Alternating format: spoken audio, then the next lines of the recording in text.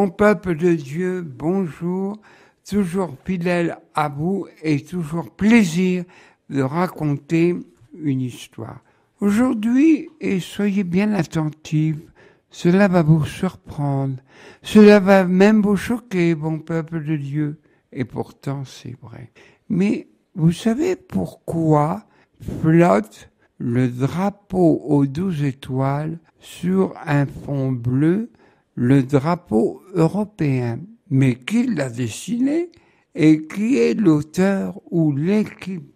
Mais voilà, c'était en 1954 où l'Europe était à ses débuts d'unité économique. Et là, on demanda à un fonctionnaire de travailler un emblème qui pourrait tout satisfaire tous les parlementaires et les commissions. Et là, il trouva cette astuce de faire sur fond bleu 12 étoiles de couleur or mis en rond. Cela signifie l'unité de l'Europe. Mais d'où vient cette idée? Ah, voilà la bonne cause. Il a fait ce drapeau comme je vous le dis.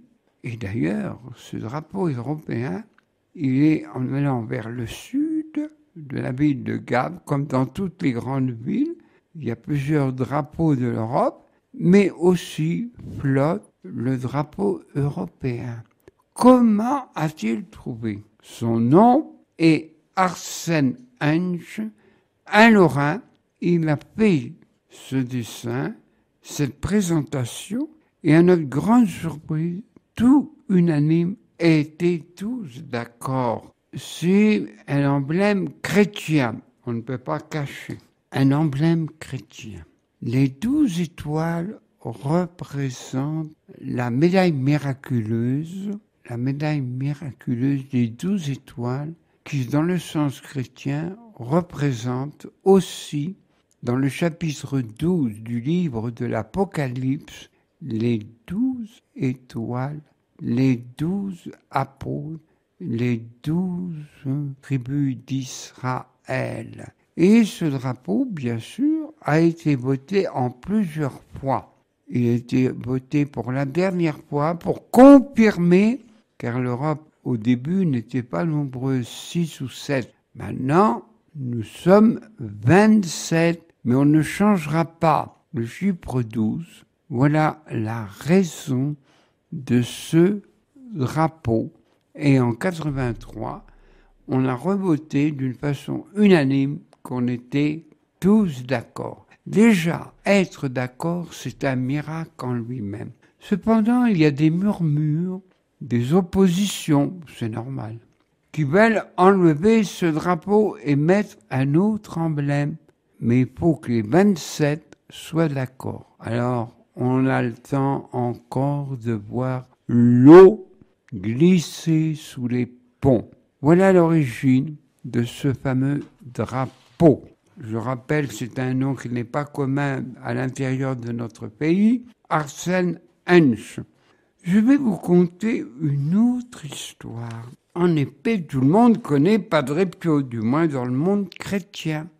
Il avait un disciple, dont Robert, qui était recteur au Sacré-Cœur, et après, il est retourné à Marseille. Il avait demandé, il était mobilisé, à l'époque tout le monde était mobilisé. Et là, je vais vous conter cette histoire vraie. Le père de Robert, décédé dernièrement, a participé grandement à la canonisation de Saint Padre Pio. Il a écrit un livre magnifique sur la vie de ce Saint Padre Pio, transparent de Dieu. Document faisant partie des minutes du procès en canonisation de Padre Pio. Voici ce témoignage qui ne va pas vous laisser indifférent. Voici. Cher Père, vous m'avez demandé un résumé écrit au sujet de l'évidence protection dont j'ai été l'objet en août 1958 pendant la guerre d'Algérie.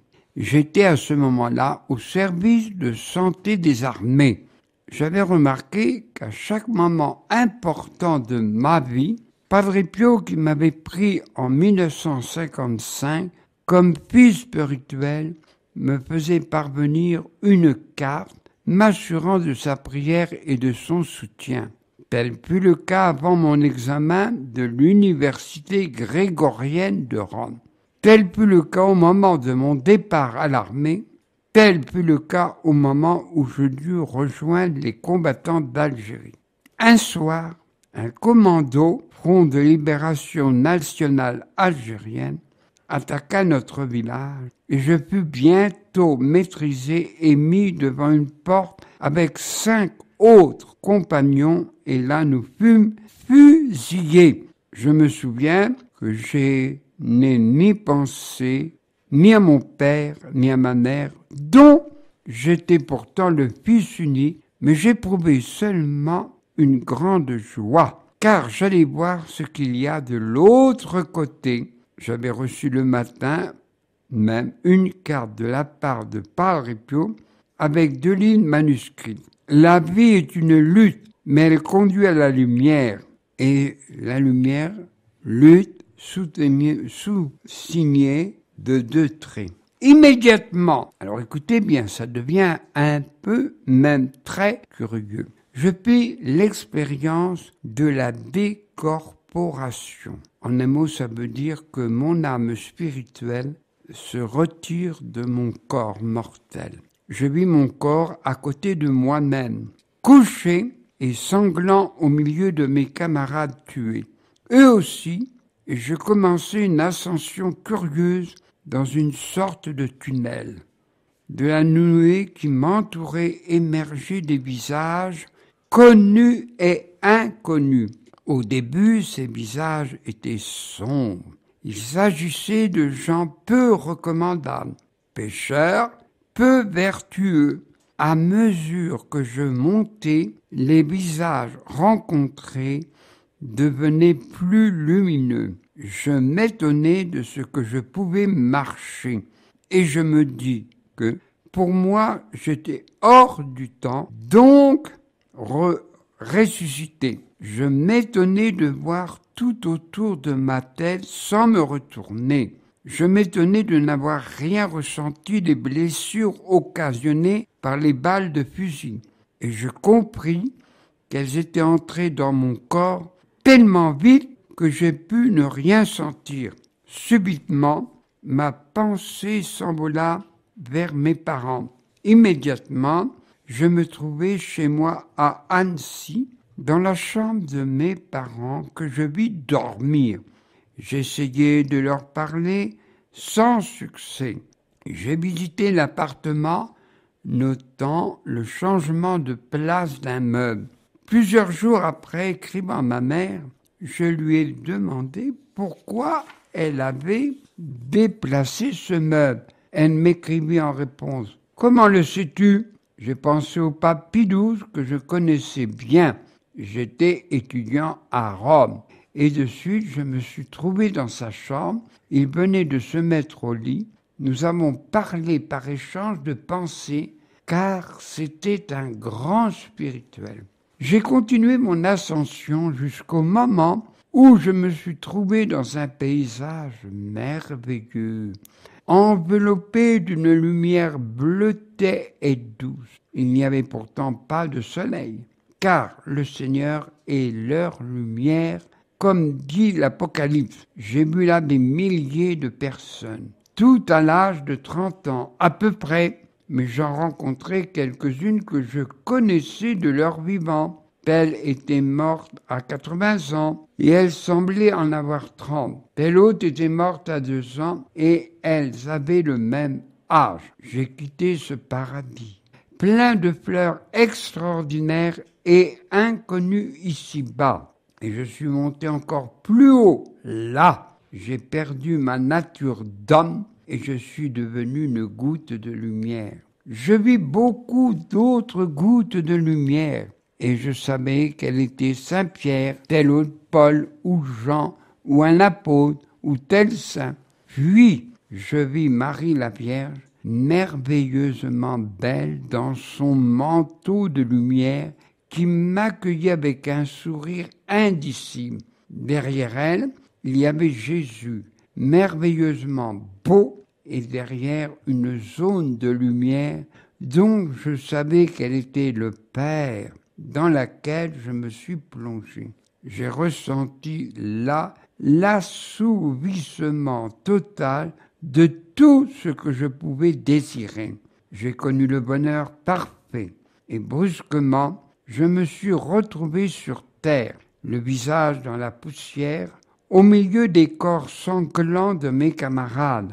Je me suis rendu compte que la porte devant laquelle je me trouvais était criblée par les balles qui m'avaient traversé le corps, que mon vêtement était percé plein de sang, que ma poitrine et mon dos étaient masculés de sang, à moitié séché, un peu visqueux, mais que j'étais intact. Je suis allé voir le commandant de cette tenue, il vint à moi et cria « Au miracle !» C'était le commandant Gazelle, aujourd'hui décédé. Cette expérience m'a beaucoup marqué, on s'en doute, mais lorsque, libéré de l'armée, je me rendis auprès de Padre Pio, celui-ci m'aperçut de loin dans le salon Saint-François. Il me fit signe de m'approcher et me donna, comme d'habitude, un petit signe d'affection, puis il me dit ces simples mots. « Oh, que tu m'as fait courir, toi !»